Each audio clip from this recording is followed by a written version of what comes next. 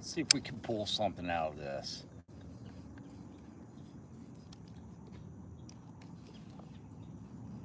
Let's see if we can do it. Yes, what's going on, everybody? Welcome. Happy Labor Day weekend. Hope you're having a great time. Hope you're feeling okay today to enjoy what for a lot of people, not for everybody, unfortunately. Some of us do have to work on a day like this.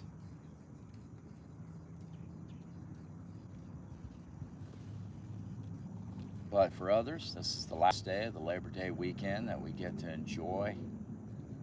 And hope you didn't go too hard on the first couple days,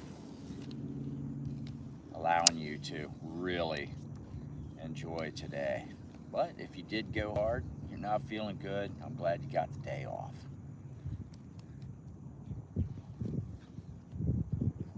We're dodging rain right now, so we're staying close to home. We're out on Lake Momo, and I'm using what's called a DOA lure. It's called a PT7 Poodle Turd.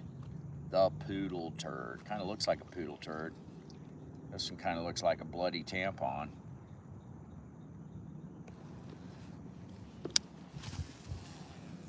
But the shape of a poodle turd.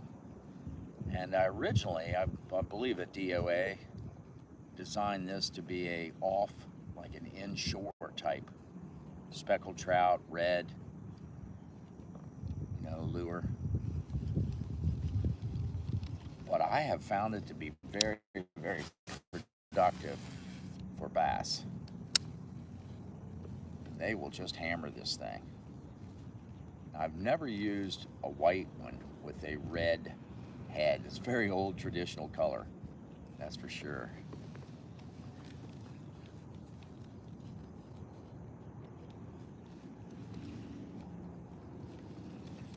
So that's what we're all looking at. That's what kind of environment we're in right now. Boom. A lot of grass, a lot of bamboo grass, a lot of hydrilla. There's a lot of lily pads, and there's a lot of wide open space. I'm on the very, very stealthy, quiet, and absolutely incredibly maneuverable iTrek 11 Kayak. It's an inflatable. Oh, that looks like rain up there. We might get wet. If it starts to rain pretty hard, we're going to be heading back. I don't want to get too wet.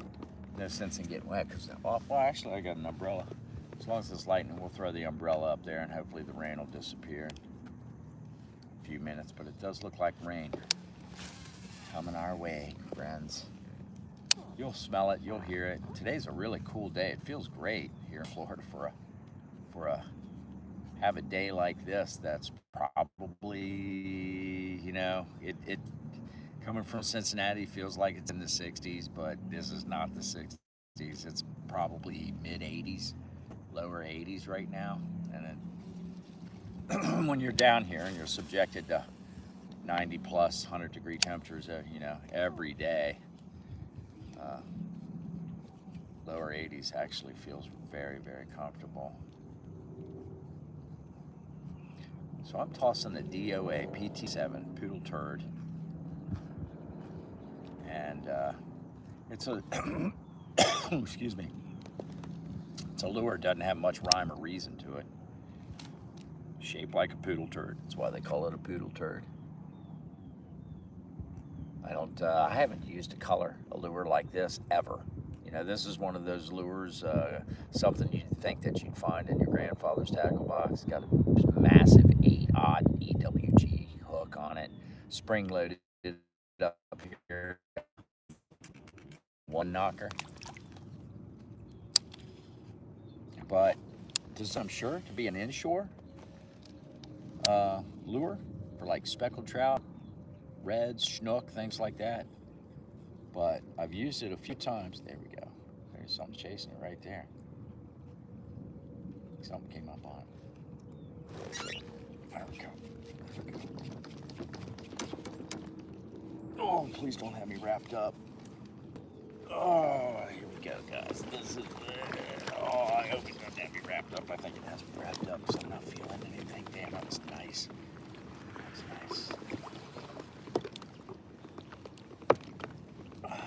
Yeah, I'm using the FP885. Where are you at? Oh, damn, she had me wrapped, man. Damn it. That'll get your adrenaline going. Oh, they wrap you up, they throw you in the lily pads like that. That was nice. That was a nice fish. That was a really, really, really.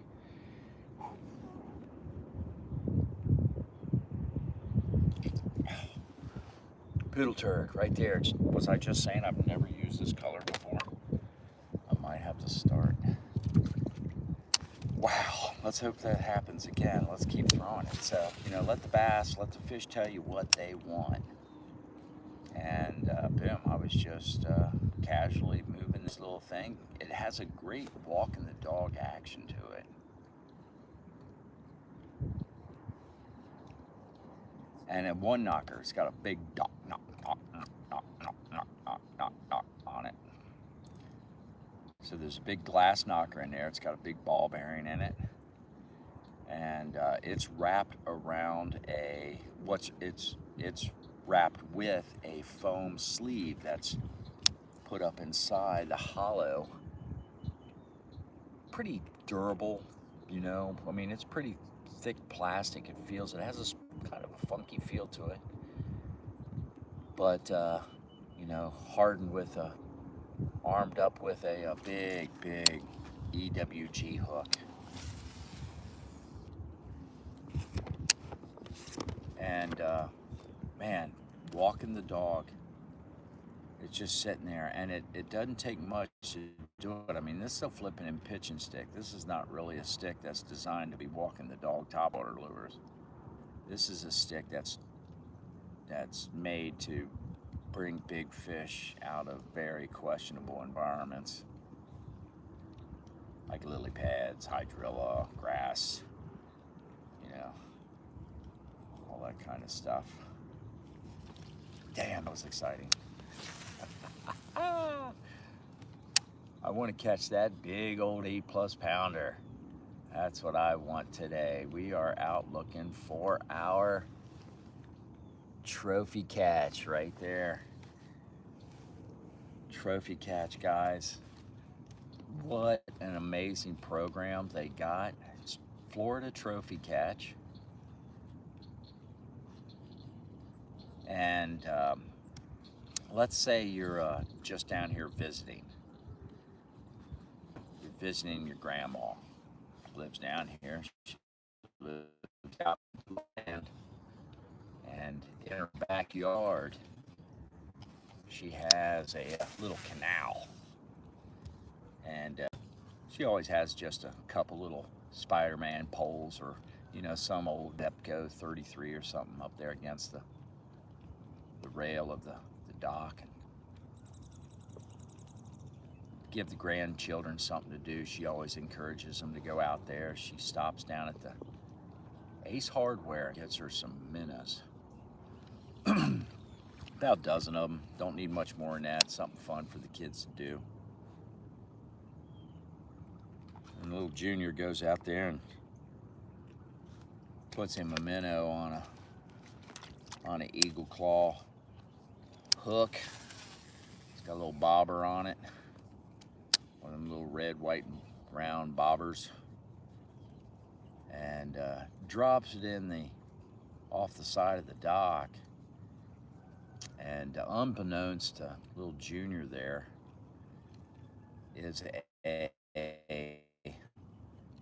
8.5 pound monster largemouth bass just waiting to just blast on some unsuspecting bait fish. Boom. That shiner hits the water, starts that old wounded little like, oh man, I'm in bad shape. perfect, easy meal. 8.5 pounder that doesn't really want to chase after anything. It's just kind of hiding behind this pose. And she'll, boom, opens up its mouth, swallows that shiner, takes in that hook. The bobber takes off. Little Junior's yelling, I think I got a bite. Grandma runs out. She grabs the rod and sets the hook and gives it back to Junior, and for the next 3 minutes he's fighting what he thinks is just a gorilla in the water. They get it to the shore. One of the neighbors had to run out, hearing all the commotion, thought somebody was being drugged in by an alligator. Neighbor runs out, gets down in the water up to his knees and pulls out for Junior an 8.5 pound Florida bass hybrid, big monster F1, and everybody's freaking out. Well, the neighbor knows about Florida Trophy Catch program. Hey man, if you submit that thing, even though you don't live here in Florida, you got a legal fishing license, which little Junior didn't need a fishing license because he was underage. You can submit this to Florida Trophy Catch. The bass has to be on a scale. It can be a picture, it can be a video. Once that's taken, you go to FloridaTrophyCatch.com and you submit that photo and that video, and that puts you in the running for a brand new Phoenix bass boat. Every time you catch an 8.5 pound bass here in Florida, you submit that. You catch 108.5 pound, 8+ pound bass. I'm saying, if you catch 108+ pound bass, they might find that kind of conspicuous. Is that the word I want to use? They might investigate that, finding that kind of out of the ordinary. However, you can do that if you do catch them. And that gives you 100 chances to win a brand new Phoenix bass boat. And if I'm not mistaken, even though that is a story relayed to you in fiction, just as an example of what can happen, anybody can have a chance to catch an 8 pound bass here, 8+ pound. But anything goes when it comes to catching big bass down here. Today just might be a big day to do that. So I'm gonna throw the DOA here for a little bit more. This is the poodle turd. I'm experimenting more than anything today. But so far, the poodle turd's really drawn up a couple pretty good sized bites. Now each time I've been running the poodle turd up over the lily pads, and that's what's really nice about this rod, what I'm using right now. It's FP 885 flipping and pitching stick. And boy, when they hit in vegetation like this, you better have something to just put the jack wagon to them and get them up out of there, because that happens right there. They will wrap you up in these lily pads, and if you don't have a rod substantial enough to feed them the meat and potatoes, then you're gonna have issues recovering that bass successfully, getting them out of there.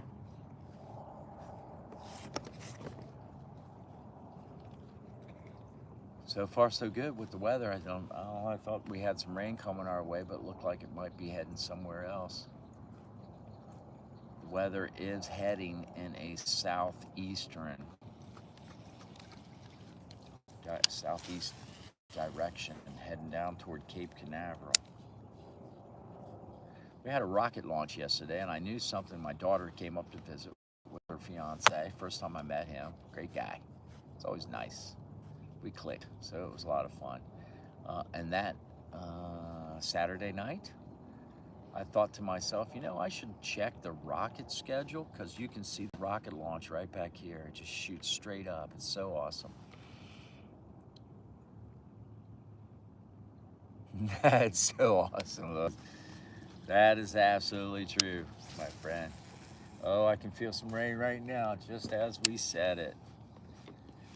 But I knew I should have checked that rocket launch. I didn't, and dang it. I woke up, had some coffee. It was about maybe 6:45, 7 in the morning. I'm having some coffee, and I look up, and there's a rocket will always leave this like kind of weird trail. And I looked up and I went, no, they didn't. However, it takes 8 minutes for the sound to reach us from Cape Canaveral to here. So even though you can visually watch the rocket go up, you still have a good show. Even though it's gone and it's disappeared up into space, out of the atmosphere, you can feel the combustion of those incredible engines, especially the heavy boosters, and it will rock your world. It is a lot of fun. So we got to at least experience the, you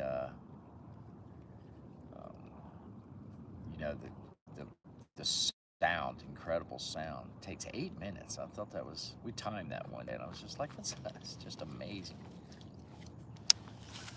Okay, guys, we are going hard for the 8-pounder right here. We are going to what we want to catch. We want just deliverance. We want big monsters. We want F1 Florida strain bass. I'm inside the lily pads. That's why I'm doing that. I will always point my rod tip at the loop wherever it's stuck, and use that as leverage. I don't like putting the crank on my bend, like, you know, bend on the rod there. You don't want to crank it. If you want a durable rod, you're going to give up on sensitivity. Nice durable rod that's not going to break, something that you can slam a truck, you know, tailgate in, bend it in half. A rod like that's not going to be a very sensitive rod. But if you want a very sensitive, high performance, lightweight rod, you will have to give up on durability to a certain degree. Not that that rod can't perform and bring in big fish, but you're not going to be able to high stick it, you know, flop that big bass up on the deck of your boat. You know, you won't be able to do that. Real high hook sets, you know, putting a real big, meaty, hard hook set on a big fish, you know, and bending that rod up over your head and bending your back way and really putting a big load on that tip. It's another great way to break a fine rod. You know, it looks cool on video, but it's very, very tough on a, you know, high modulus rod. Something that's made to be lightweight and super sensitive. So we're trash casting right now. I call it trash casting because we're really just shooting at targets. And I'm rolling this thing right up over lily pads. If I was in a tournament, I'd be going a little bit faster than I am right now. So let's just pretend we're in a tournament. Let's just start tossing, hammering it. You can see how I'm just barely kind of pop, pop, pop, pop, pop, pop. And I'm giving this thing like a real walking the dog action. It's got a one knocker in it, so it's got a real heavy knock. It certainly knocks on the door. You think the police are at the door. But this thing, fish are like, what in the world? Makes a lot of commotion.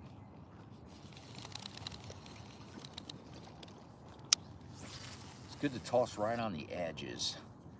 A lot of these bass will sit right up on the edges of a lot of these, you know, lily pads, patches, and they are everywhere. And they'll resource back and forth to that. They'll come out in the open, they'll swim around, hang out, but then, especially when the sun's out, there's not a lot of shade around here, not a lot of shade offered on the side of this body of water. So they'll resource right back to the lily pads.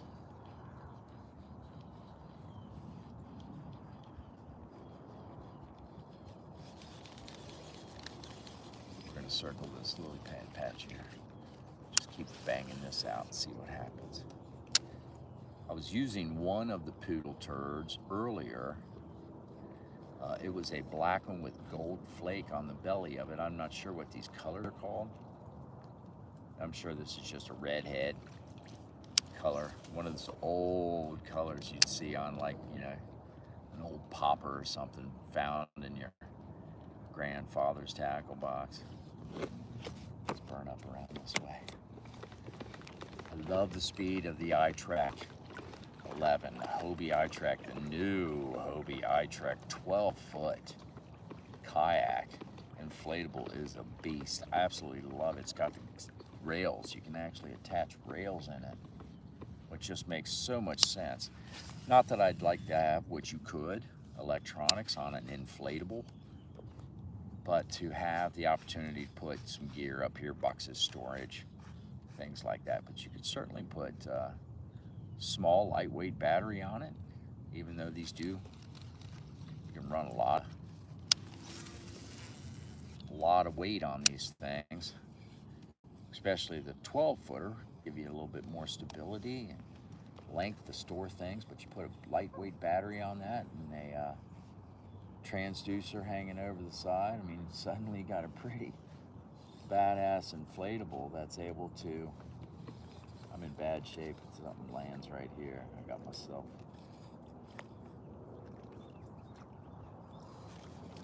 This iTrek does not have the 180 drive, meaning a forward and reverse. It's just a forward, so you have to be a little bit more, you know, you had to put a little bit more thinking into your navigation. With the 180 drive on the Mirage, or the Hobie Mirage drive, you can pull right up to a target area and then hit that reverse and back right out. And what's nice about that is that you can use the reverse drive on the Mirage to also help you fight some big fish. If you're out on the inshore, for instance, and you get smacked by a, you know, big trophy red or a big massive tarpon or a schnook, you know, you're going to go for a sled ride, and it's nice to have a little something to get you back with.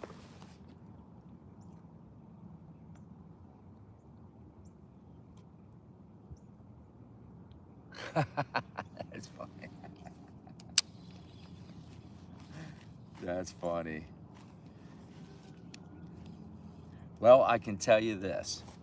I used to sell water beds. I did. And you'd actually have to, come on, there we go. Oh boy. There was something on there right when I said I used to sell water beds, and you would have to smash a fork down on a quality water bed to put a hole in it. But what's cool about these right here is that you'd also have, this is pretty durable, just, I think the word inflatable makes it sound like something pull float. You know, inflatables are also those big river rafts we put like 8 people on. We bounce off rocks and stuff, so it's more like that. It's a very durable, you know, something like this can be dropped down on it. You are gonna have to take this hook and literally sink it down in there yourself. So what will put little holes in these, I have discovered, and they're never a big tear. Most often it's a little small micro hole. You'll hear it. In fact, I got one down here right now. So really tiny leaks, easy to fix. But you'll get those from barnacles, oyster beds, pulling your kayak up on a ramp, and the ramp maybe having small pieces of metal or glass. I've never got one from a hook in these, but they're easy to fix. These inflatables I have been with me for over 2 years. I fished literally every other day. They are often left out in this very, very torturous, hot Florida sun. They have been put in salt water. They have been put in fresh water. They have been filled with air. They have been deflated over hundreds of times. They have been folded up. They have been put in the back of my Sonata, as I can carry 3 of them in my car. And by golly, they're still operating. Something I can't do with other kayaks. These things take a beating, and they're a lot of fun. So I absolutely love the inflatables. The best kayak I ever had, to be honest with you. I mean, the Hobie Pro Angler 14 is a great kayak, but you end up using it like a bass boat. Now you need a truck. You know, you almost need a truck, carry a big Hobie Bass Pro Angler. I got one. And even the smallers, harder kayaks are a lot of fun and very durable, but they get heavy. Storing them is often challenging. They don't, a hard plastic kayak often really doesn't do well at all in the heat baking sun. And often that's where we got to leave them because we don't have no room for them. So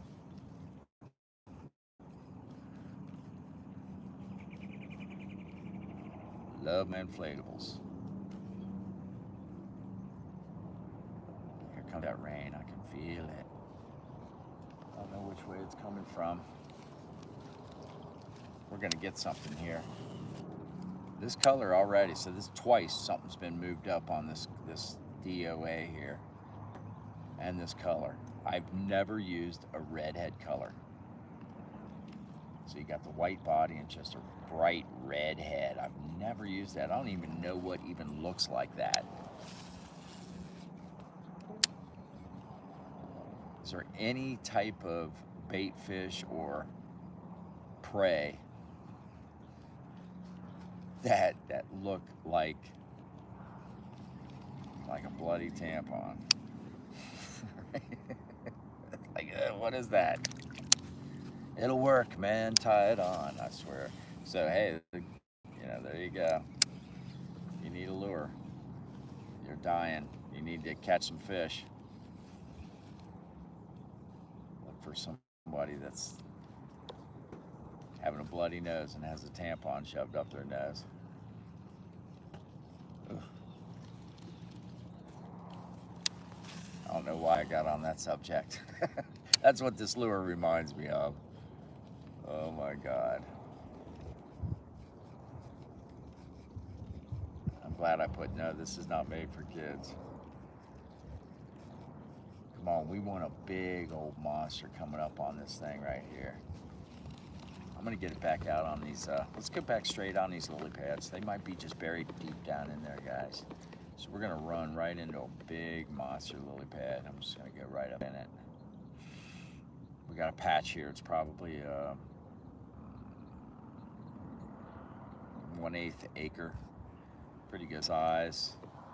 It's about 50 yards across. It's about maybe 25 yards wide. We're just gonna roll right up on it. Here we go, check it out. The redhead goby, firehead tetra. Oh, that's cool. I'm glad you did that. That's cool. Luce, I'll check it out, man. That's really cool. I love it. What kind of kayak you got? I love my Hobies. Love Strictly Sailing Kayaks. They've always been a great support for me. But here, check out where I'm at. Boom. Check this nastiness out. This is a great place to use. I'm I'm gonna throw this up there a couple times, but we're gonna put a big swim bait with a underbelly weighted hook, spring load, super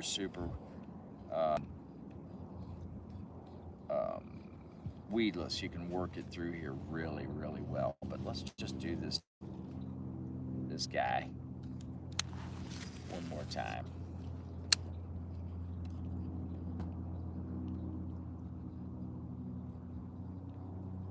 See what it does. The wind's pushing me around.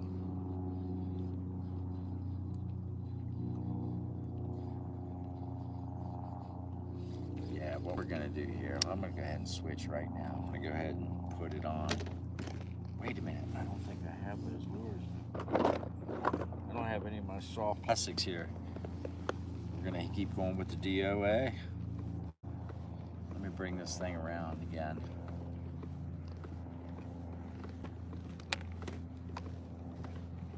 Fishing big lily pad patches like this can be an issue because, man, you got to get in there. If you get locked up with a big hammer, you really have to like get into it. So we're just gonna bury ourselves in there a little bit more, so hopefully the wind doesn't move us too much.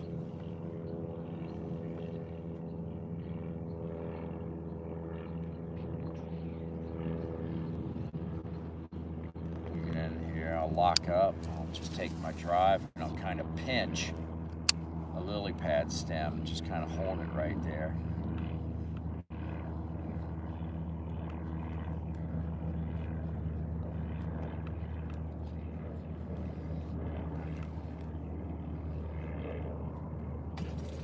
Oh, did you see that? Did you? Did you guys see that?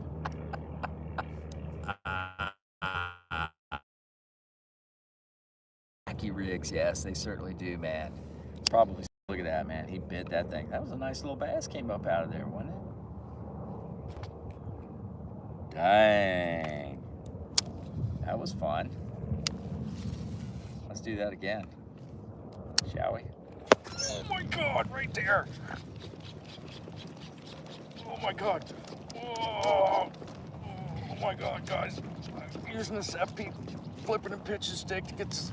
We got to get over to it. Oh, that tails. That's a nice tail. That's a nice tail. That's a nice tail. Oh my God.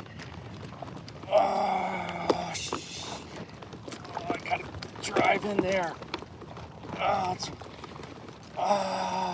Oh my God. Oh, come here. Oh my God. Get up here. Get up here. Oh my God. Oh shit. Oh, barely pinned. Whew. Hold on, guys. That was a fight. Holy spagmoly. Oh.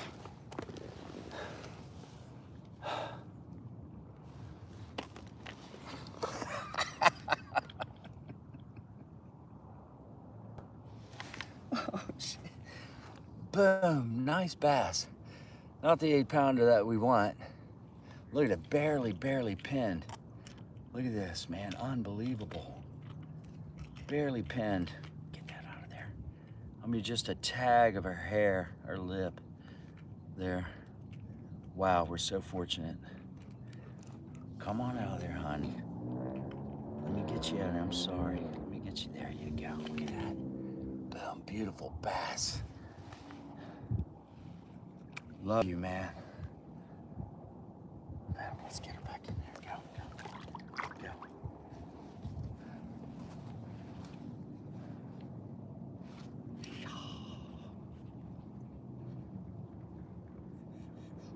Ooh, yeah. I got cold chills right now. I'm not sponsored by Folgers, but I probably should be.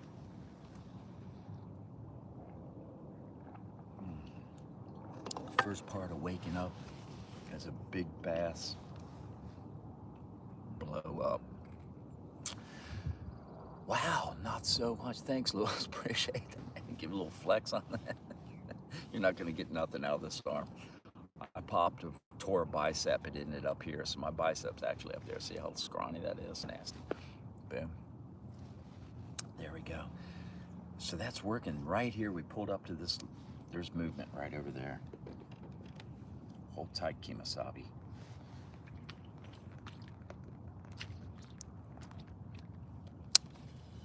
This might be one of them special days, guys.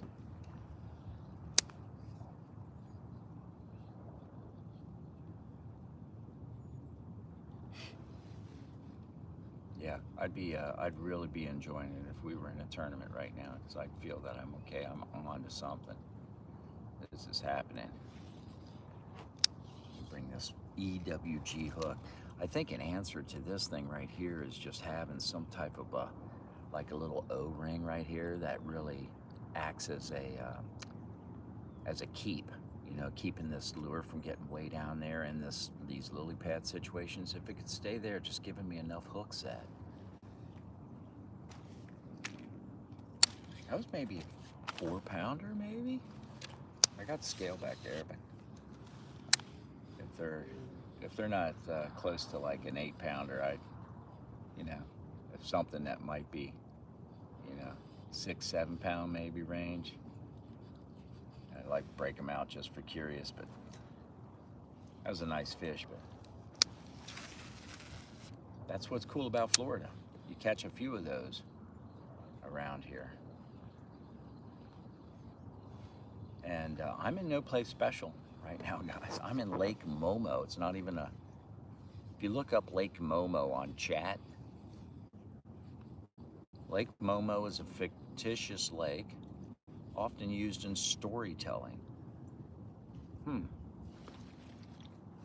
It's my backyard, basically. This water right here has been donated by Hurricane Ian. And we're just hundreds of acres of water pushed up into and behind neighborhoods, between neighborhoods.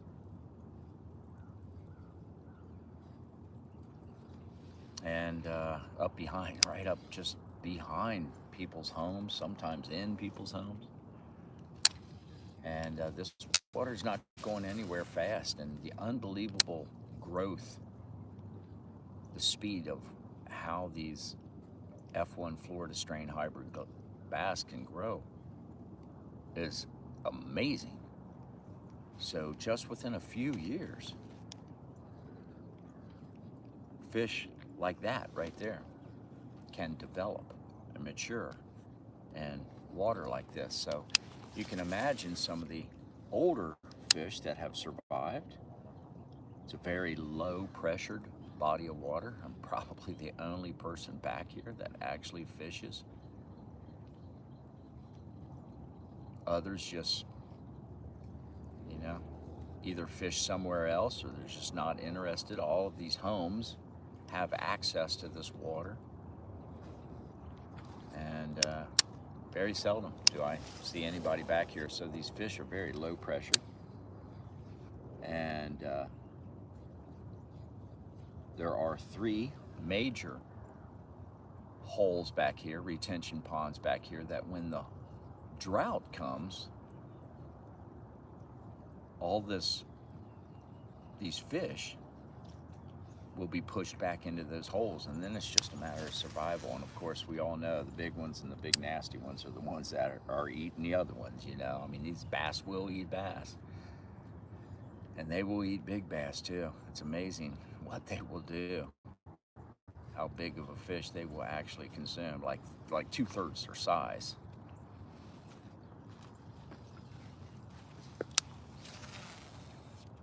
And those fish wait. And then another flood or hurricane comes through here, or tropical storm, or, you know, and boom, man. They will absolutely thrive at that point.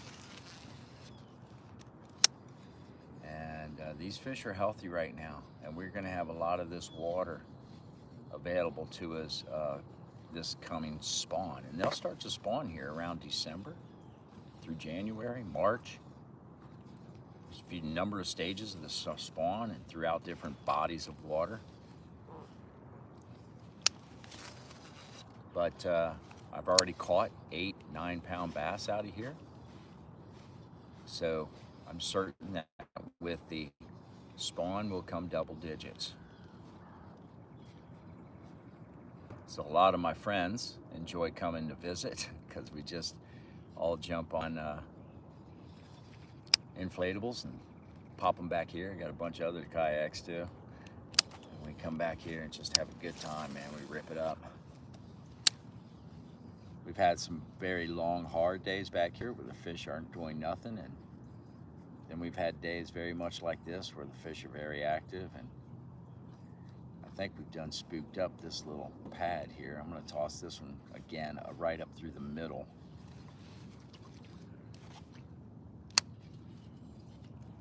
Again, I'm using a PT-7 from DOA, Dead on Arrival Lures, intended, I believe, to be a inshore. Can you say my name, Cody? I know, nice bass on the bloody 2-pound. Cody, can I say your name, Cody?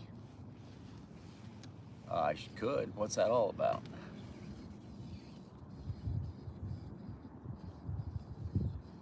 Cody, what's going on? Cody, how you doing? Cody, Cody, Cody, Cody, Cody.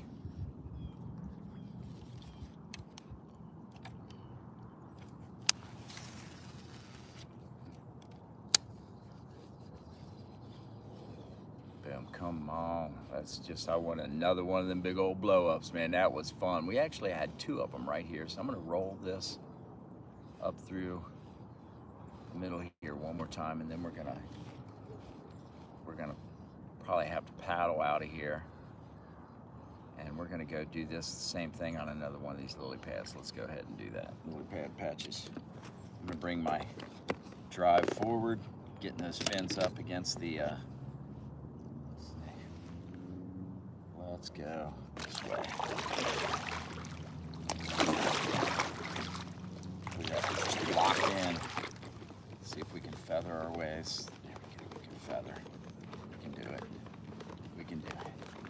We can do it. Combination. Combination. So I'm just feathering these, keeping the fins right close to the bottom of the inflatable. You can't do this with hard plastics. Kayak can't do that. That's what's nice about that. So if you want to be a lily pad, fish in a lily pad, be a lily pad. Strictly Sail Kayak, located in Blue Ash, Ohio. That's a big looking rain coming there. Maybe that's what's making these fish, man. They're popping. They're like, man, let's get our shopping in before it really starts raining. Let's come around here and park just right on this lily pad. It's a small lily pad patch, not very big at all. Let's see if we can drum up anything right here.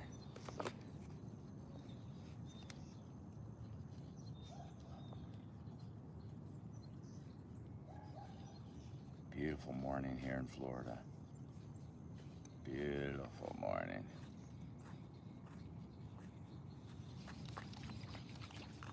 Again, using the FP885 flipping and pitching stick. You know, bam, when you get hitting this thick stuff, you gotta have something that's gonna put the bean to it.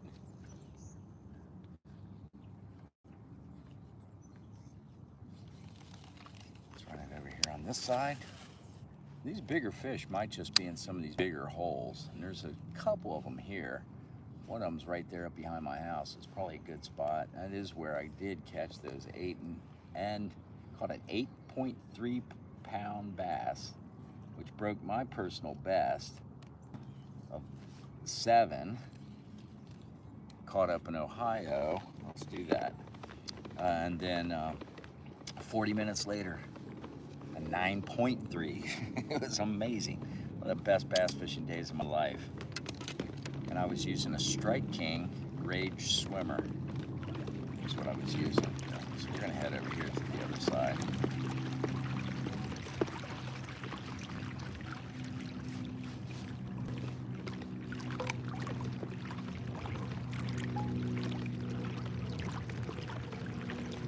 Nice, lightweight, fast, incredibly smooth and quiet.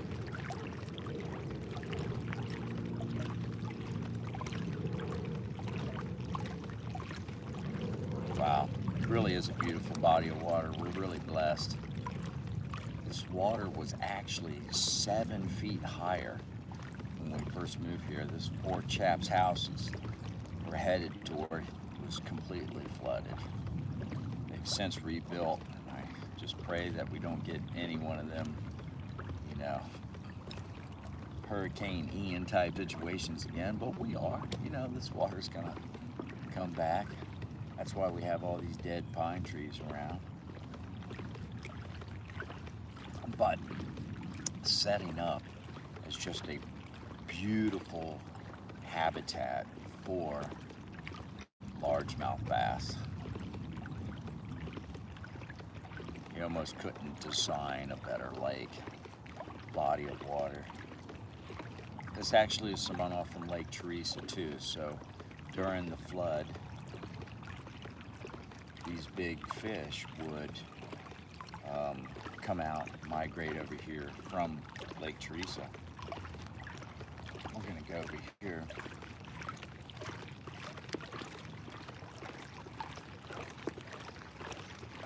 Yeah, that looks like a big storm. Let's run up here real quick.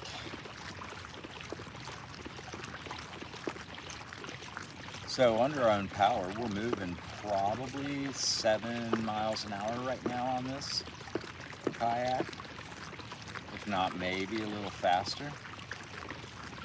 It's just super easy. I love this thing.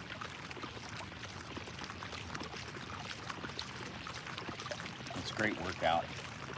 More of an elliptical, not less of a, you know, a cycling type rotation. More of an elliptical machine, stair climber kind of thing. Let's do this. Let's go over here to this big patch right here. Scoot up over this little pad, fins up. We're just gonna go right over here. So this area right here is really a deeper hole of this bigger body of water. So you could probably call this a safe place to assume that these bigger bass are just kind of hanging out and chilling out.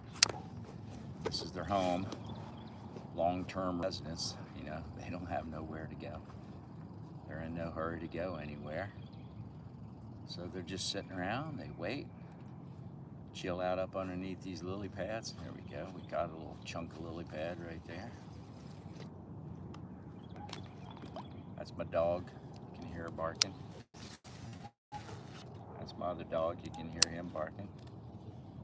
They can probably hear me talking back here. And I'm trying to talk really low, they can probably hear me. They're gonna hear me yell if I load up on one right now.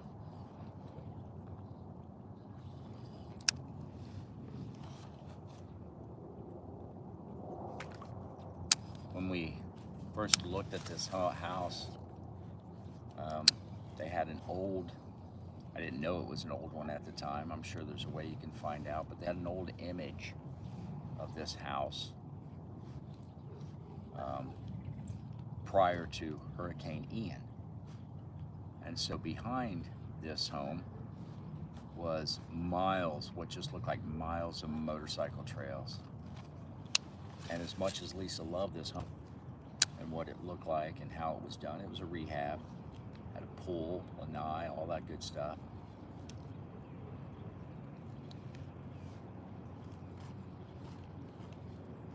I did not like the motorcycle trails.